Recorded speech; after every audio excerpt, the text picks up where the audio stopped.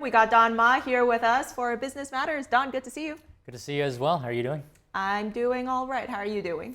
I'm doing good as well. Let me get started on an update on the national debt, actually. So the U.S. budget deficit is up sharply, and after the first quarter of the fiscal year, the Treasury Department says the federal government spent $711 billion more than it collected from October through December, and that's about $200 billion more than the same period last year, and this is a roughly 39% increase. The federal government's revenue comes primarily from taxes. Top spending categories are Social Security, defense, healthcare, and interest payments. The federal government last had a budget surplus all the way back in 2001.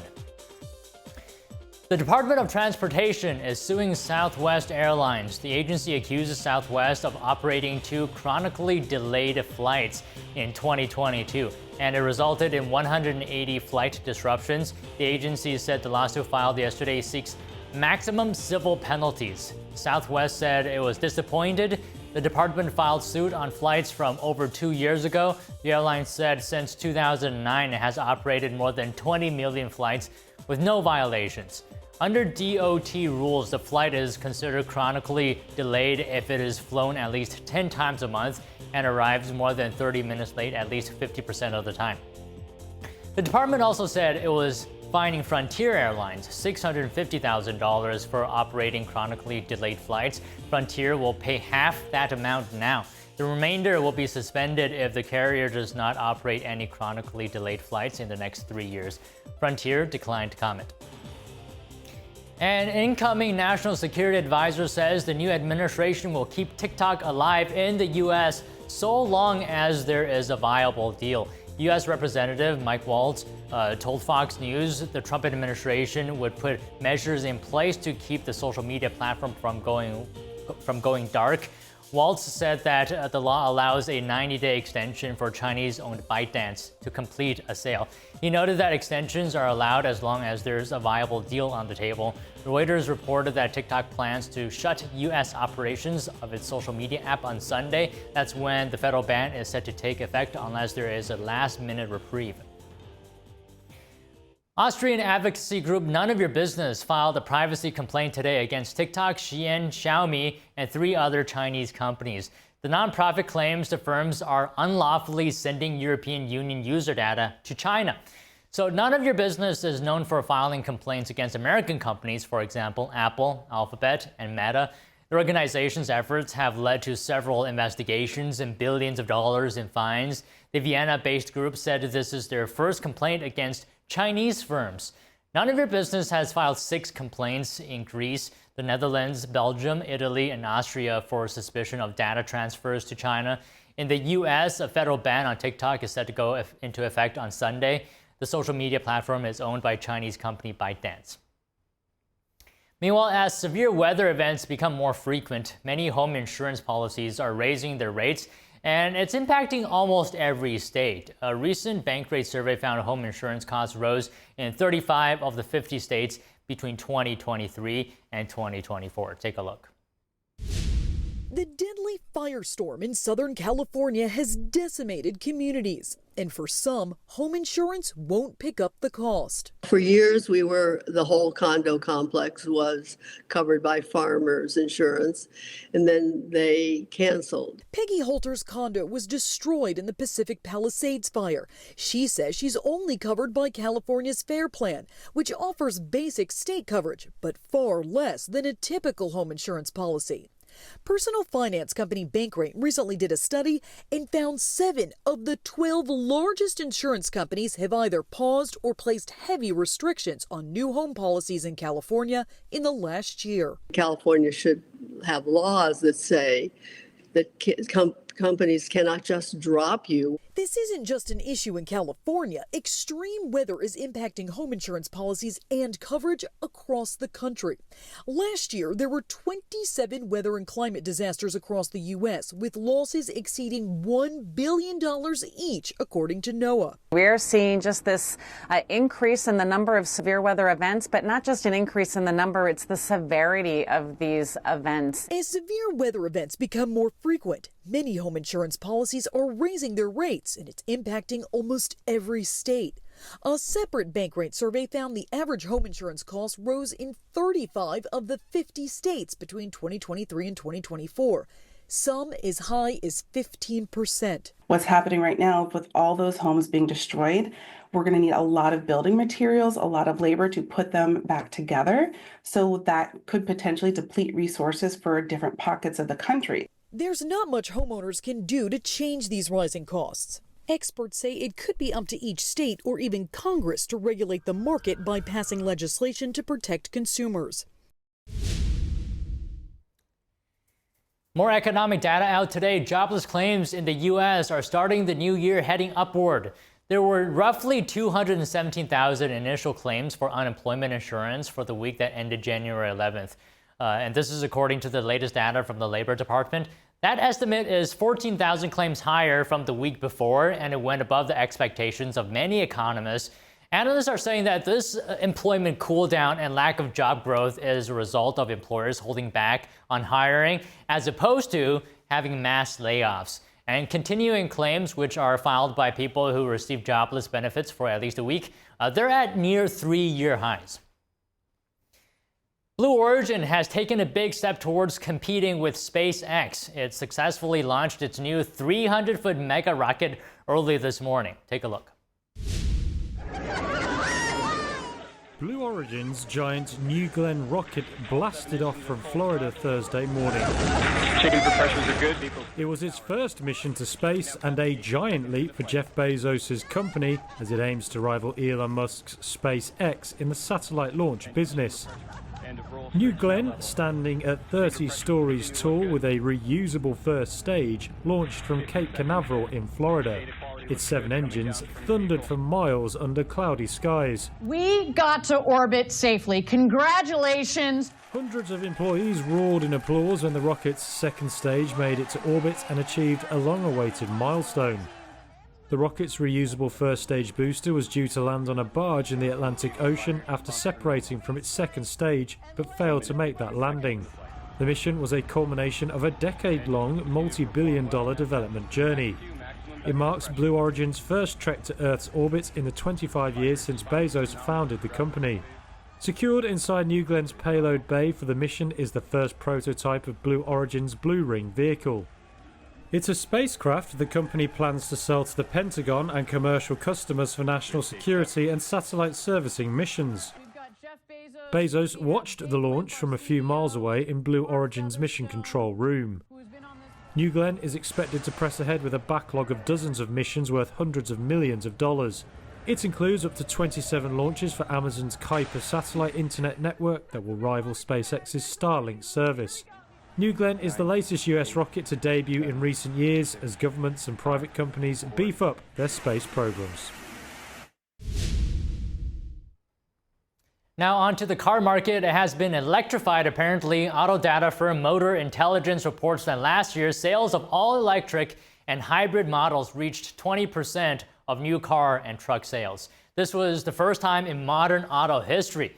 Motor Intelligence says that more than 3 million electrified vehicles were sold in 2024. About 1 million were all-electric and nearly 2 million were hybrid, which includes plug-in models.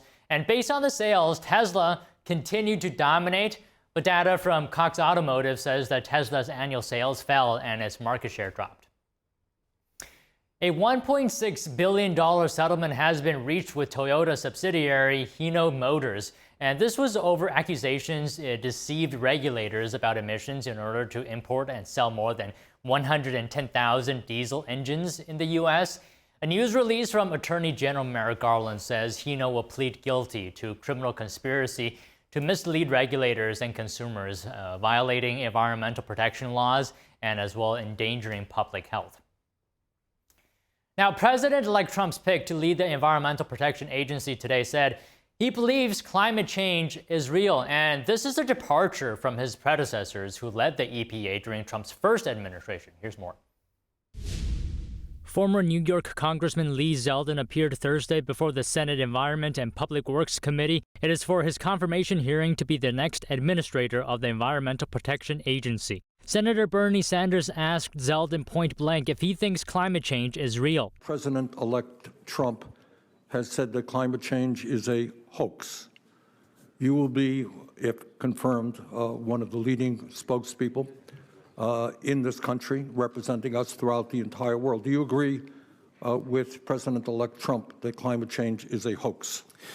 Well, first off, Senator, it was great to meet with you as well. I believe that climate change is real, as I told you. The EPA is tasked with protecting the environment, conducting assessments, research, education, and maintaining and enforcing national standards. Sanders also asked Zeldin if he will partner with China to tackle climate-related issues.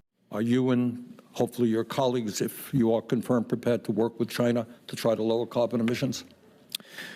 Senator, on many different issues, it is important not just to be working with nations that we are the strongest aligned with, but to also be in communication and engaged in dialogue with countries that might be considered competitors and also our greatest adversaries. And right now, China is an adversary in many respects. Meanwhile, Senator Ed Markey asked Zeldin if he supports fossil fuels. Do you believe it's imperative that we, using your words, reduce our reliance on fossil fuels? Do you still believe that? In considering all factors, in an ideal world, we would be able to pursue always the cleanest, greenest energy sources possible.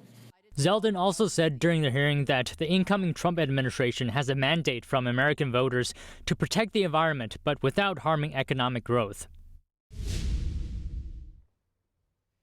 Now, the health insurance industry is being called out by the head of a health insurance company. United Health CEO Andrew Whitty said that healthcare in the U.S. It needs to be less confusing. It needs to be less complex and less costly. Whitty said that the company will work to reduce prior authorizations for patients in its Medicare business for people 65 and older or with disabilities. Whitty made the statements on the first earnings call since the murder of CEO Brian Thompson. United Health's fourth quarter results reflected persistent challenges in the industry, sending down shares of its company 6% today. The parent company of Cash App has been penalized for fraud and weak money laundering security. The Consumer Financial Protections Bureau has ordered Block Inc. to pay $120 million in compensation and a $55 million penalty into the CFPB's Victims Relief Fund. Regulators are saying that Cash App users who experienced fraud-related losses were told to contact their banks to reverse the transactions, which Block then denied. Cash App says it disagrees with what it calls the CFPB's mischaracterization, but settled in the best interests of its customers and business. Block Inc. also agreed to pay an $80 million fine over insufficient controls to prevent money laundering. Trump's pick for Treasury Secretary Scott Bessent shares his policy insights with senators. The tax cuts expected to continue and different types of tariffs may be imposed. Here's the story. Unleash this new golden age. Hedge fund manager Scott Bessent answered questions from the Senate Finance Committee Thursday at his confirmation hearing to become Treasury Secretary. Bessent spoke in favor of Trump's 2017 Tax Cuts and Jobs Act, which lowered the corporate tax rate from 35% to 21% and lowered rates for individuals. If we do not renew and extend, then we will be facing an economic calamity, and as always, with financial instability, that falls on the middle and working class. Bessent said the cuts make people optimistic, encouraging people to invest and hire in an economy run by an independent Fed. President Trump is going to make his views known, as many senators did, 3 senators, including 2 on this committee. Bessent supports Fed independence, but also supports Trump's publicly voicing his opinions. He does not think Trump should literally be at the Fed, having a direct hand in rate decisions. But Trump will have a direct hand in tariffs, which could have 3 uses: to punish unfair foreign trade practices, to raise revenues, and to use as a negotiating tactic. Other key points from the nominee: heavier sanctions on Russia may be on the way. Social Security will not be touched. Bessent is not a fan of a U.S. digital currency, and government spending is, quote, out of control. Several times, the Treasury of the United States has been called upon to save the nation. Treasury, along with full government and Congress has used its borrowing capacity to save the Union, to save the world, and to save the American people. Besson says the main reason he entered politics was to tackle the spending. He says the U.S. is spending 25% of GDP and running a deficit never seen before, except in a recession or a war. And it's over for muckraking financial information firm Hindenburg Research. Founder Nate Anderson said he is disbanding the organization because it has finished the work it set out to do. Hindenburg has a history of disclosing fraud and other abuses through deep research, which has sent the stocks of its targets tumbling or even led to investigations by authorities. Anderson said there was no specific reason for quitting, but he said the intensity of the work did mean missing people and experiences. He said the next step is to provide open source information on how Hindenburg conducted its investigations. The Biden administration added more than 24 Chinese entities to a U.S. restricted trade list yesterday. One company was found to have a TSMC-made chip illegally used in a Huawei AI processor. The Commerce Department also strengthened controls on the flow of chips to China to better prevent diversion to Huawei. Huawei was placed on the entity list in 2019 and is now at the center of China's AI chip ambitions. Companies on the list cannot receive goods or technology exports without a license, which is generally denied.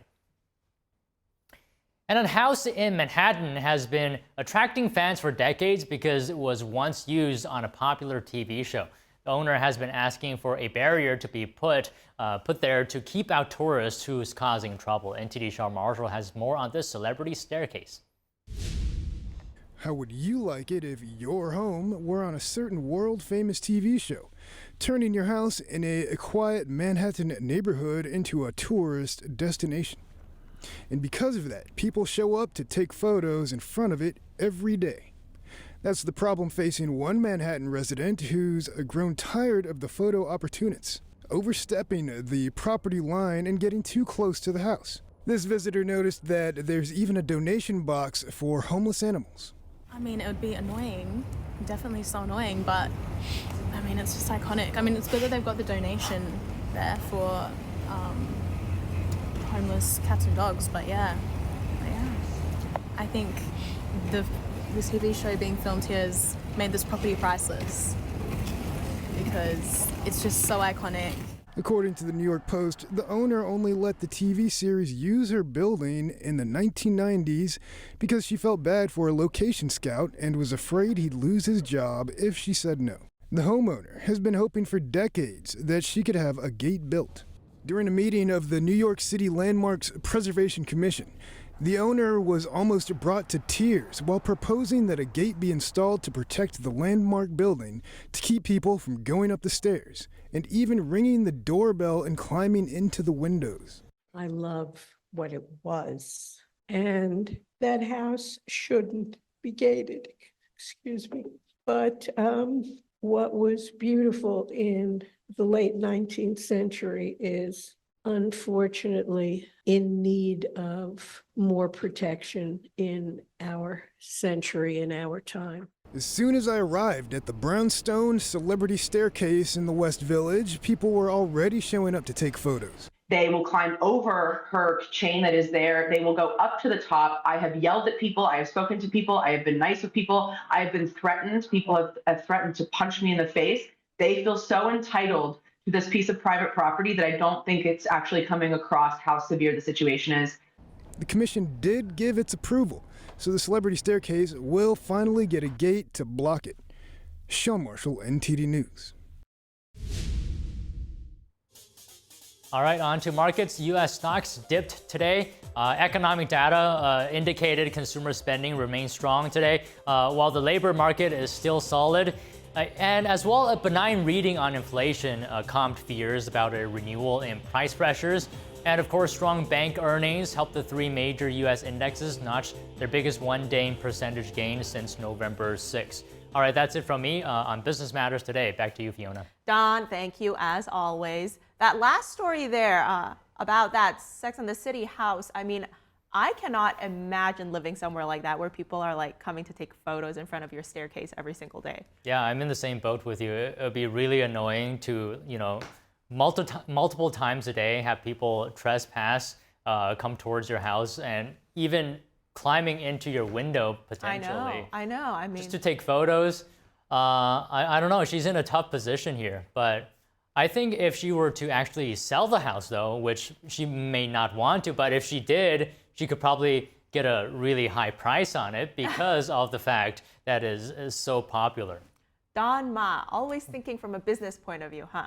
All right. Well, thanks for the report today. I'll see you tomorrow. It's Friday tomorrow, finally. Yep. See you tomorrow. See you.